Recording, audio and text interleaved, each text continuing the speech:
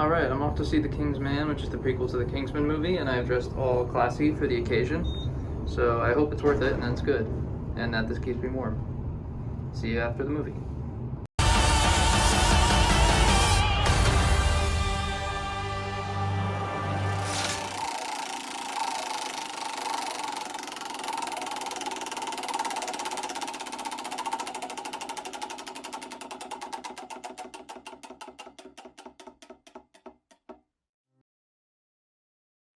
Okay, audio near the theater was whack. Just got out, very glad I dressed dapperly. It's even more cold than last time. But it was a pretty decent movie. Definitely a really good movie in there somewhere, but just didn't seem to come together as well as it could have. Felt a little disjointed at times, but Rasputin was great. More review coming later. Alright, back from the theater, so let's get this thing going. In short, I think The Kingsman is a movie that struggles with what it wants to commit to and what it wants to be. There are moments of the movie that feel very inspired and make worthy additions to the ever-growing collections of fight scenes that Matthew Vaughn is excellent at choreographing and directing. When Ralph Fiennes gets time to explore his character and act with heavier, more personal material, you feel immersed in the movie. And seeing an infiltration of a Russian Christmas party where the heroes face off against the ridiculous character of Rasputin is one sequence in particular where this movie works best. The rest of it, for a number of reasons, feels like it is simply there, meandering about at times, and there's a lot of plot that feels more like the only things you remember about World War I from your history class, all mashed together in one movie, than a script that wants to tell a more streamlined story about a new spy organization's growing pains in a never-ending war. When the focus is on espionage or the over-the-top incredulousness that made the first movie in Kingsman work so well, The Kingsman is a fun and well-directed ride. When the same plot elements seem to get rehashed and conversations repeat themselves for a good chunk of the runtime, you feel the entire thing deflate. The core of this movie revolves around the Duke of Oxford, played by Ralph Fiennes. He does an excellent job in the role, as you'd expect from an actor like Ralph. If I can call him that. The central theme of his character is a man broken by violence who wants to protect his son from the never-ending war to preserve what little family he has left. This creates a rift between the father and the son, where the son just wants to serve his country like a good little nationalist. The more political ideas do get explored, like nationalism, and they are rightfully denigrated regarding the subjects of monarchy, privilege, and nationalism, but never to a very extreme degree. You accept these criticisms more as results of the action unfolding and the consequences of them, than the overt dialogue by our main characters made to make you think that they're one of the good colonizers.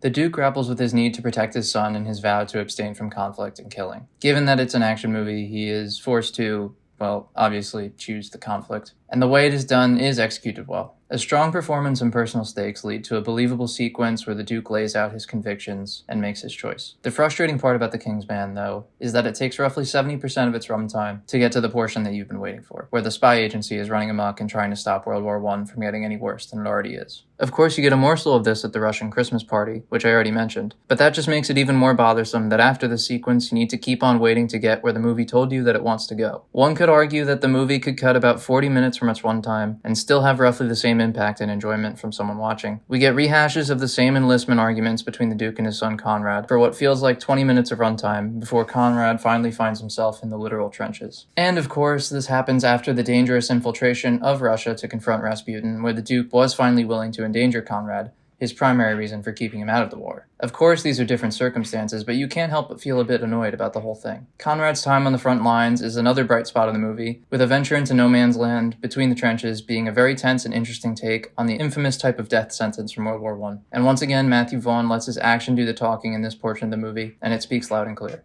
The movie's best moments revolve around the monk Rasputin, who is criminally underutilized. What could have easily been a manic and entertaining performance as a villain from Riz Ifans turns into a second-in-command who you'd always wish would come back for more movie. Rasputin is ridiculous and bombastic, but in an entertaining way that keeps you wanting more of him. I'm not really sure there would be any other way to put him to film, so I'm incredibly happy with his interpretation in this. His action set pieces are inspired and he works great, but I likely overhyped him in my mind from the trailers due to my being a huge fan of that one song. Speaking of which, the song is not used at all in the movie, which will automatically remove 1 full star from the film's final grade. But I will allow it to regain that lost star, as they use the 1812 overture instead, which will satisfy my need for Russian music. Short sidebar, but the editing choices in this movie felt downright strange and off-putting at times. There would be weird zooms and incredible close-ups for very unmotivated reasons, or just to emphasize things in a scene that really were not supposed to be emphasized. The side characters are all well done and the roles are played as best as they can be. Though with the movie's sweeping and relatively disjointed plot lines, you could sometimes quite literally forget that they're in the movie. Because of this, there are some primary changes I would immediately consider that could have made this movie much more enjoyable. So, spoilers for the next minute and 30 seconds or so. First off, the movie should start off with a rejection from the Duke to get involved in assisting England's king in participating in the war.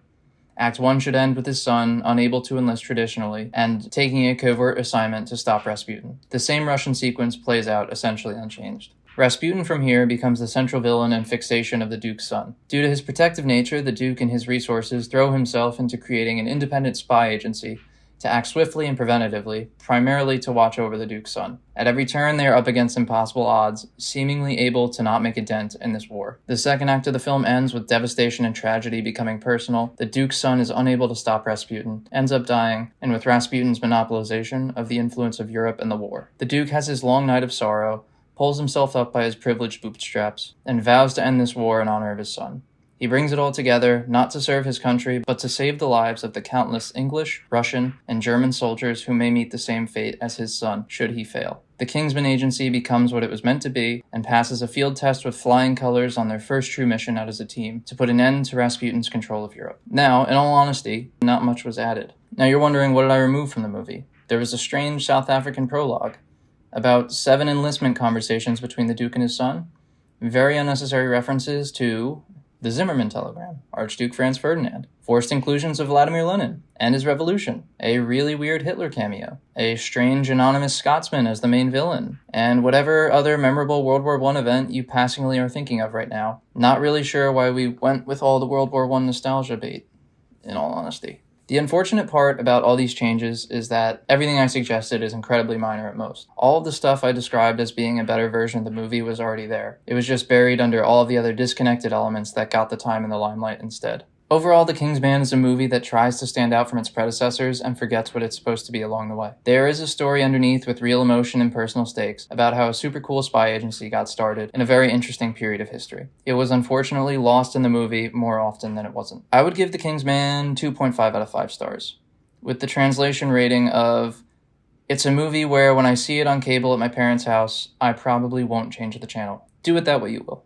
Until next week, when I see a movie I have very high hopes for. Scream 5, or just Scream. I'm not really sure the numbering convention anymore, but whatever they're calling it. See ya.